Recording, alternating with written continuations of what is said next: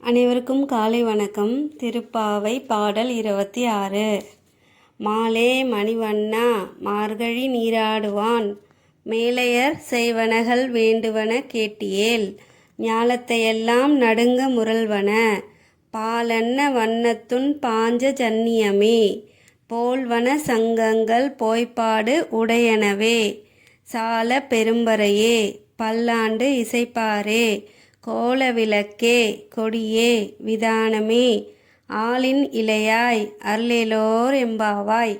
பொருள்: பக்தர்களிடம் மிகுந்த அன்பு கொண்டவனே, நீலக்கல் நிறத்தவனே, பெரிய கடலில் ஆளிலையில் மிதப்பவனே, பெரியவர்களால் வழி வழியாக மேற்கொள்ளப்படும் மார்கழி நோன்பிற்கு உலகத்தையே அதிர வைக்கும் ஒளியையும் பால் சாதம் போன்ற நிறத்தையும் உடைய உன் சங்காகிய பாஞ்ச ஜயனத்தை போன்றதுமான வலம்புரி சங்குகளையும் பெரிய முரசுகளையும் பல்லாண்டு பாடும் பெரியோரையும் மங்கள தீபங்களையும் கொடிகளையும் தந்து இந்த நோன்பை நிறைவேற்றுவதற்குரிய இடத்தையும் அளித்து அருள் செய்ய வேண்டும்.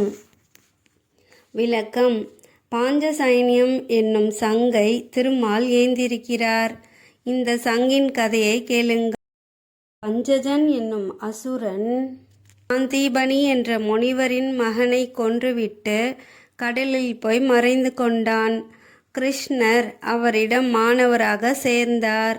குருதட்சணையாக தன் மகனை கொன்ற அசுரனை பழிவாங்க வேண்டும் என சாந்தீபனி முனிவர் உத்தரவிட்டார். கிருஷ்ணரும் பஞ்சசயனனை கொன்று அவனை சங்காக மாற்றி தனது கையில் வைத்து கொண்டார். அசுர சங்கு என்பதால்தான் குருஷேத்திர களத்தில் அதை ஊதும் போதெல்லாம் அதன் பேரொலி கேட்டு எதிரி படைகள் நடுநடுங்கின.